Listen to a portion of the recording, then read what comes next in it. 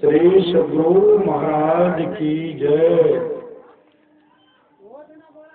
महर्षि के अनुभव ज्ञान से परमाराध्य सद्गुरु महाराज की मृत्यु वाणी।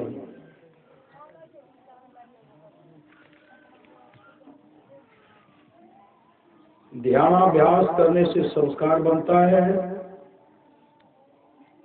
यह संस्कार मन पर पड़ता है, देह मरती है, मन नहीं मरता है। भक्ति का संस्कार किसी न किसी जन्म में पूर्णता दिलाकर ही छोड़ता है। ईश्वर के दर्शन से वह सुख मिलेगा जो सुख संतोषदायक है।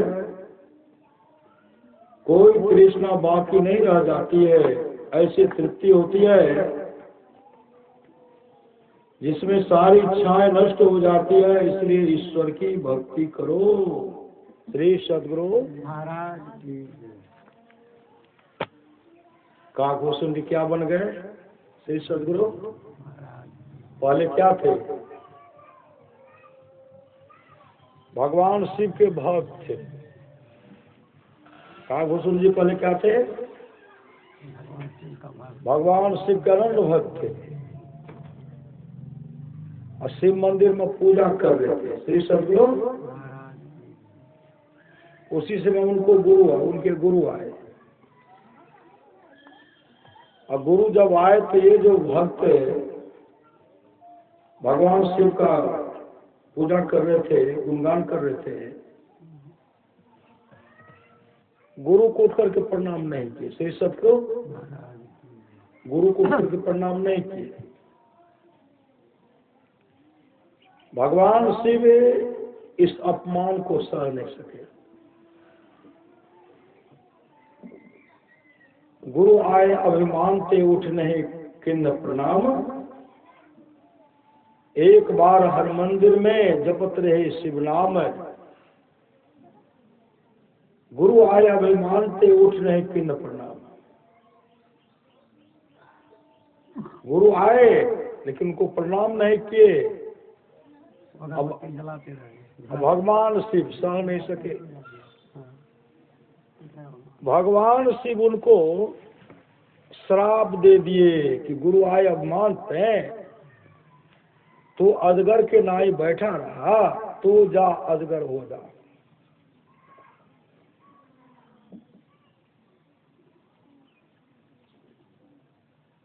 गुरु भगवान शिव से प्रार्थना करते हैं, हे भगवान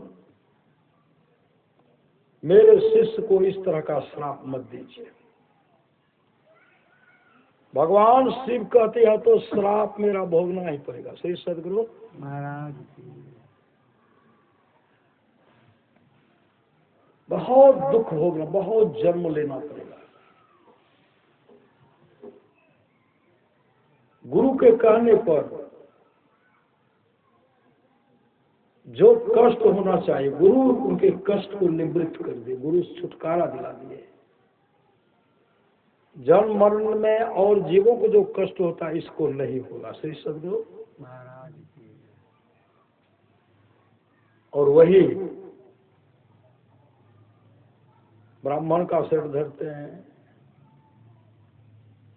लोमस मुनि उनको समझाते हैं, ये मानने के लिए तैयार नहीं। फिर कहते जा तो कौवा की तरह, काग की तरह टैंड करता कागे हो जाए। वह कौवा बन गया। श्री सद्गुरु और काग बन गया तो काग बन गया तब जो है उनके सत्य में कौन समझाते हैं? उनके सत्य में कौन जाते हैं? उनके सत्य में गरुड़ जी जाते हैं और गरुड़ जी तो जाते ही हैं। भगवान शिव ही हंस के रूप में जाते हैं। हंस के रूप में भगवान शिव जाते हैं। उनके सत्संग को सुनने के लिए हंस के रूप में भगवान शिव जाते हैं। एक समय की बात है,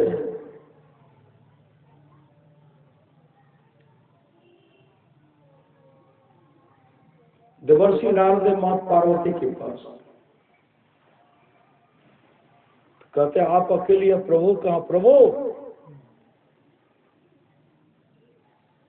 आप प्रभु कहाँ चले जाते हैं हमको पते नहीं है। सुबह में निकलते हैं, शाम में आते हैं। कहा कब से? कहा बहुत दिनों से। कहा जब आते हैं तो पूछते नहीं, आपको पूछना चाहिए कि कहाँ जाते हैं। कहा क्या पूछूंगी? कहा आज आने दीजिए, पूछिएगा। श्री सदगुरु कहा पूछूंगी, लेकिन जाते हैं कहा भी बता दीजिए। कहा वो जाते हैं काल भुसुंडी के पास, पर्वत पर जाते हैं और हंस का रूप साइड धारण करके सत्संग सुनते। उनके पूछ से पूछिएगा, हंस का शरीर धारण करके सत्संग वो सुनते हैं। और आप पूछिए और कहिएगा कि हमको अमर का, आप कहिएगा हमको अमर कथा सुना दीजिए। ये कहाँ बैठे हुए? सत्संग में अमर कथा है। अमर कथा जो सुनेंगे, ध्यान अगर ठीक ढंग से बन गया, दृष्टि खुल गई, प्रकाश का दर्शन होगा सबके सारे, मोक्ष धाम को से मतलब अमर हो जाएंगे। फिर संसार में दुख झेलने के लिए नहीं आना पड़ेगा। और कहिएगा अमर कथा सुनाने के लिए, यह कह करके निकल गए। भगवान शिवाय माँ पार्वती कहने लगे आप कहाँ चले जाते हैं, बताते नहीं है, सच सच बताइए। भगवान भोलेनाथ ध्यान करते देखते देवर्षि नारद आए, सब कुछ बताए। कहा मैं जाता हूँ सत्संग करने का, हमको काहे नहीं लेके जाते हैं।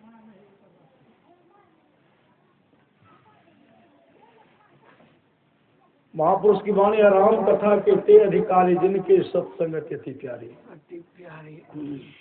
राम कथा सुनने को अधिकारी, जिनको सत्संगति अत्यंत प्यारी है।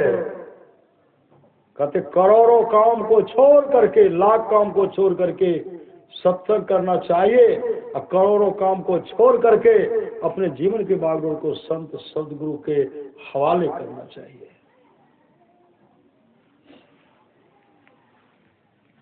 हमको अमर कथा सुना दीजिए। कहते चलिए। घनघोर जंगल ले गए, एकांत शांत स्थान दे करके त्रिशूल को पहरा पर छोड़िए, पहरा कर रहे हैं। अब भगवान शिव कहते देवी निंद से बचना है। श्री सदगुरु महाराज निंद से बचना है, बीच में हाँ भरते जाना है। भागवत अमर कथा शुरू हो गया। श्री सदगुरु माँ पार्वती जी तो सुने, बीच में माँ पार्वती गहरी नींद में सो गई। अब हुंकार भरना, तो हुंकार तो भरते नहीं है। बगल से आवाज होता है, हाँ हुंकार भजते हैं।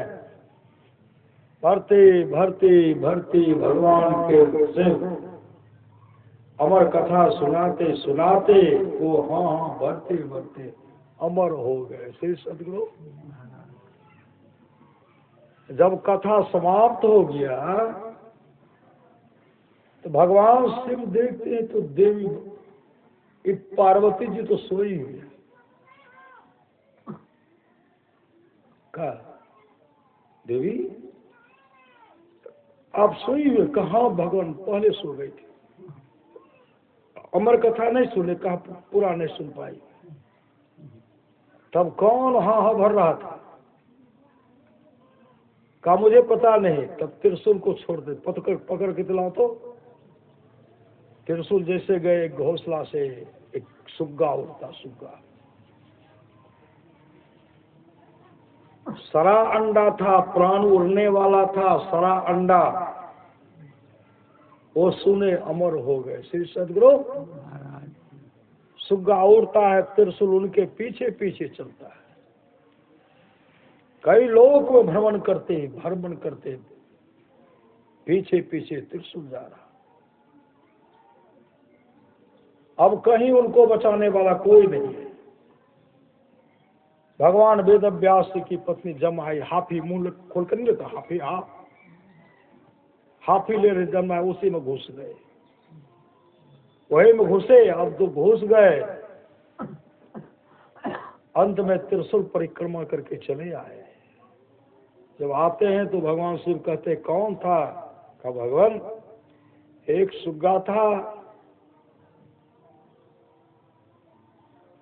भगवान वेद व्यास जी के पत्नी जो मुंह खोली हुई थी उसी में प्रवेश कर गए। मैं आ गया। होते होते वो बालक 12 वर्ष तक माँ के गर्भ में, 12 वर्ष तक। वेद व्यास जी कहते पुत्र निकल जाओ, माँ को बहुत कष्ट है। कहा नहीं निकलूंगा, अगर निकलूंगा तो हमको माया व्यापक है, माया। बहुत आग्रह किए, माँ को कष्ट हो रहा, तब निकले तो छुट्टा कमर लेकर के सीधे चल दिए। श्रीमद्भागवत महापुराण में यह प्रसंग आया है, भागवत कथा में।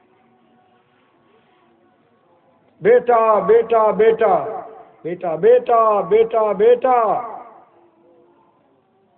वो रुकने वाले नहीं है, चल रहे। वृक्ष लता जवाब देते हैं, हे महात्मन ये तो निर्मोही, मतलब ये माया त्यागी महात्मा है। वृक्ष सब जवाब देते, चले गए वैकुंठ लोग। श्री सदगुरु भगवान विष्णु के पास गए। भगवान विष्णु के पास जवाब, कहाँ है हो, कौन हो? कहा मैं वेद व्यास पुत्र हूँ, ऐसे से मेरा जन्म हुआ। का जीवन गुरु धारण क्यों? कहा नहीं, कहा जाओ पहले भजन भेद लो, गुरु धारण करो। तुम्हारे पिताजी तुम्हारे गुरु बनेंगे। जैसे वापस आए, पिताजी के पास आए, पिताजी कहते क्या हुआ? हम तो बैकुंठ लोग चले गए थे। भगवान विष्णु ने कहा गुरु धारण करो, भजन भेद लो।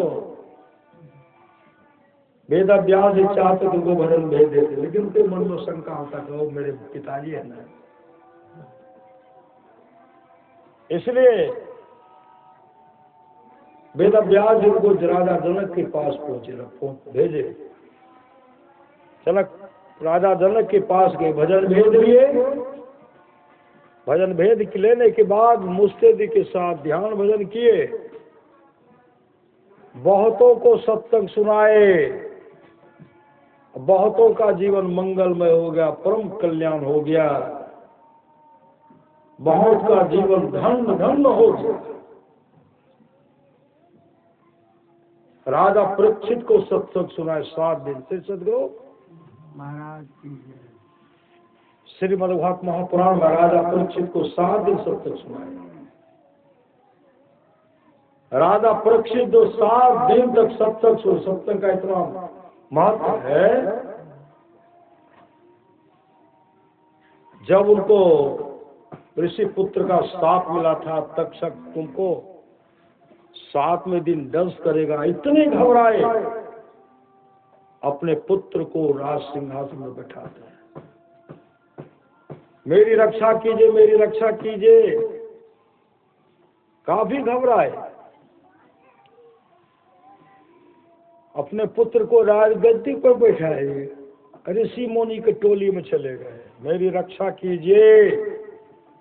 7वें दिन तक्षक दंश करेगा, हमारी अधोगति होगी, मेरा परम कल्याण कैसे होगा?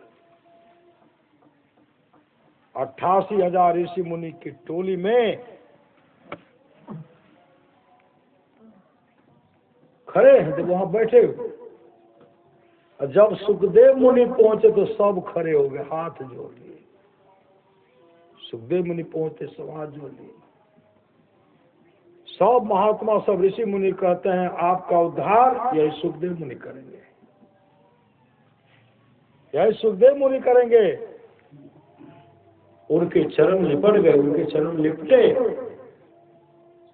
लिपट करके प्रार्थना करते मेरा उद्धार कैसे होगा, मेरा उद्धार।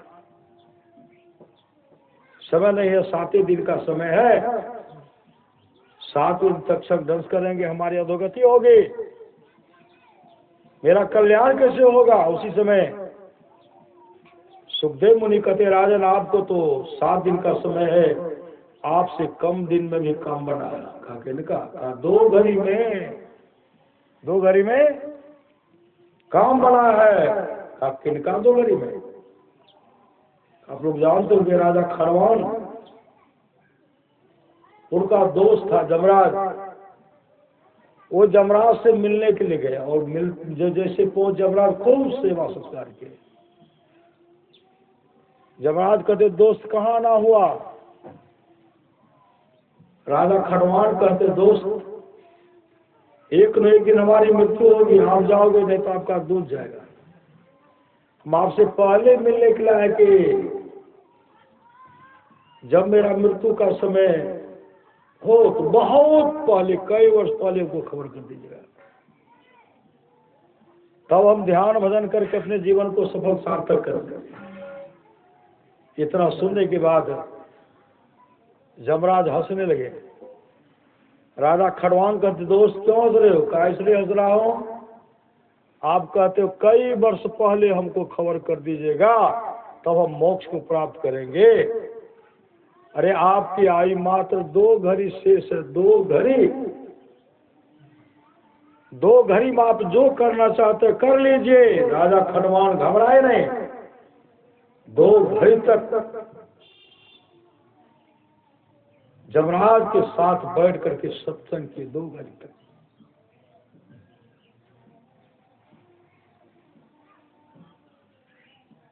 दो घड़ी में मोक्ष को प्राप्त किए। मोक्ष श्री सद्गुरु महाराज की जय। इसलिए घबराना नहीं। श्री सद्गुरु, यह सत्संग जो है जीवन को, भागवत जीवन को बना देता है। सत्संग मित्र ध्यान मित्र रहिए, कर संलग्न हो, संलग्नता के साथ कीजिए, जो परलोक यहाँ सुख चाहो। सुनि मम वचन हृदय दृढ़ गाहो, सुलभ सुखद मार्ग अभाई। भगति मोर पुराण सुध गाये, भगत सुतंत्र सकल सुख खाने, बिनु सत्संग न पावे प्राणी। भक्ति का मतलब होता सेवा। हर बात को भूलो भले, माँ बाप को मत भूलना। उपकार इनके लाखों, इस बात को मत भूलना। मन उसी की करो प्रार्थना जिसने जीवन दिया, जिसने दी आत्मा। माँ बाप से बढ़कर जग में दूजा नहीं खजाना, जिसने जन्म दिया रे उसका दिल कभी न दुखाना। वही राजा परीक्षित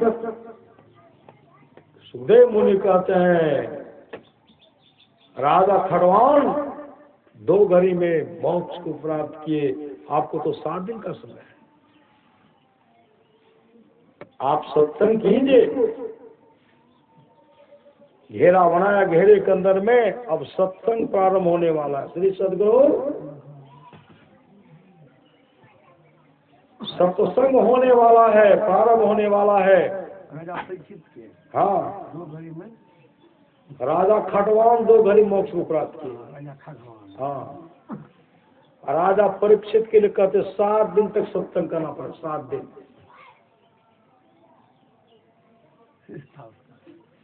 शेष नहीं था।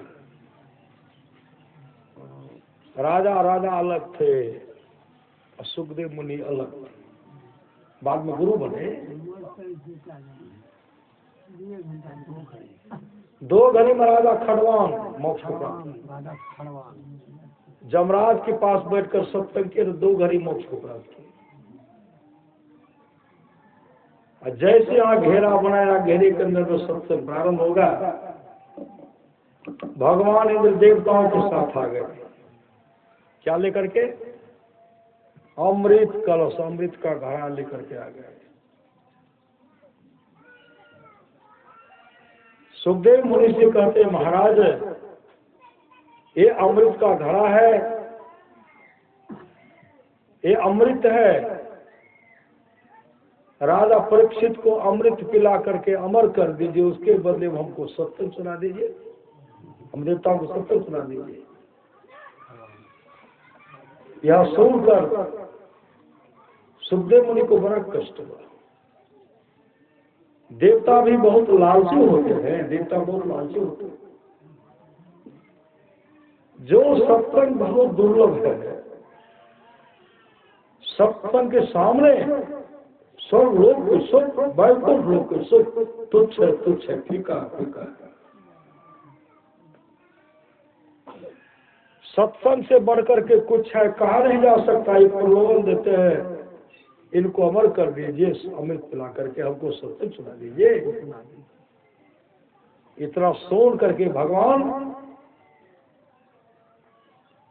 सुखदेव मुनि कहते हैं, देवता वैदिक लालची होते हैं, सत्संग से बढ़कर के कुछ है, कहा नहीं जा सकता। जैसे सुखदेव मुनि मुंह फिरते हैं, उसी समय राजा परीक्षित कहते, गुरुदेव हमको अमृत पी करके अमर होना नहीं है, हम अमर होना नहीं चाहते हैं, हमको सत्संग सुना दे। हमको क्या सुना दीजिए? जो चीज सत्संग लोग बैठे हुए, हमको सत्संग सुना दीजिए। हमको तमाम संसार का कोई वैभव नहीं, हमको सत्संग सुना दीजिए। सुखदेव मुनि को कहते हैं राजा परीक्षित, हमको अमर होना नहीं है। 7 दिन तक सत्संग सुने, वैकुंठ धाम को चले गए, परम कल्याण हो गया। इस सत्संग का फल है। सतगुरु महाराज की जय। भगवान शिव कहते, गिर जाओ संत समागमो समन लाभ कछुआन, बिनु हरि कृपा न हो सो गावे। वेद पुराण ही गिर जा, संतों की संगति के समान दूसरा लाभ नहीं है, बिनु हरि कृपा न हो सो गावे वेद पुराण।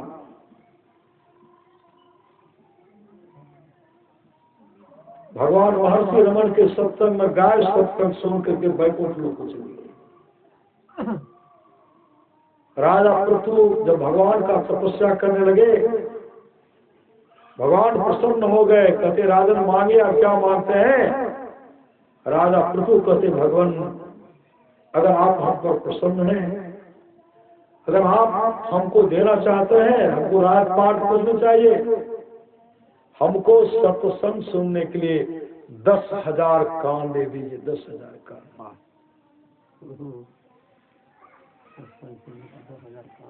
राजा आज अजगर के शरीर चले गए। जब राजा आज सत्संग सुने, अजगर का शरीर छूट गया, गंधर्व शरीर धारण करके गंधर्व लोक को चला गया। ये सत्संग का फल है। सुनि समझहि जन मुदित मनो मज्जहि अति अनुराग, लह चारि फल छतनु साधु समाज। प्रयाग जो साधु समाज में उपदेशों को आनंद मन से सुनकर समझते हैं, वे मानव प्रयाग में अधिक प्रेम के साथ स्नान करते हैं और इससे चारों फल अर्थ धर्म काम और मोक्ष शरीर रहते पा लेते हैं।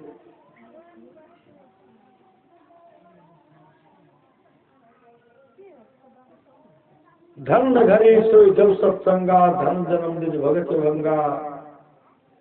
राम कथा के तेज अधिकारी जिनके सत्संगति। यार जिसको जीवन मिला सत्संग है, उसको हर घड़ी आनंद ही आनंद है। इसमें और मुनि का उद्देश्य है, 100 काम को छोड़ करके स्नान करना चाहिए, 1000 काम को छोड़ करके भोजन करना चाहिए, 1,00,000 काम को छोड़ करके सत्संग करना चाहिए, करोड़ों काम को छोड़ करके अपने जीवन के बालों को संत सदगुरु के हवाले करना चाहिए। पर महाराज सुनाज की माने सत्संग करने के बाद शाही ठाट बाट की जरूरत नहीं है। वृक्ष के नीचे घास बिछा करके भी सत्संग करने के सदा तैयार रहना चाहिए। भगवान से कृष्ण की निष्पाप उद्धव जी कोई कितना भी अश्वमेध यज्ञ कर ले, कृष्ण चंद्रायन आदि आदि व्रत कर ले, उसके द्वारा वो सुलभता से प्राप्त नहीं होता। बस एक सत्संग ऐसा जरिया है जिसके द्वारा सुलभता से प्राप्त हो जाता, उस भक्त के वश में हो जाता, उस भक्त का परम कल्याण हो जाता। श्री सतगुरु महाराज की जय। परमाराज समाज की माने जिसके आसपास में सत्संग, वहां के लोग घर में बैठे रहे, सत्संग नहीं आवे नहीं जाए, समझे ऐसे लोगों का भाग संस्कार बहुत गिरा हुआ। पूरा सतमार्ग करते थोड़ा सा भी सत्संग गुरु का लाभ होता है, जितना लाभ की बहुत धन के मिलने, बहुत विद्या के पढ़ने से होता, उतना लाभ सत्संग से होता है। नित्य नियमित ढंग से सत्संग करो, सत्संग से खाली कोई मत रहो। अभी अमृत की वर्षा में अध्यात्म का सार सार ज्ञान कर दिया, जिसको याद रहा उसको अमृत मिला, जिसको याद नहीं रहा उसने अमृत को खो दिया। पूरा सत्मार्ग कहते हैं जो लोग बहुत दिनों से सत्संग करते आ रहे हैं, अभी कर रहे हैं, आगे भी करेंगे, वे सभी महासुख के भागी होंगे। इसलिए सत्संग में ध्यान संलग्नता के साथ कीजिए, यही लोग परलोक मंगलमय होगा। बोलिए प्रेम से श्री सद्गुरु महाराज की जय।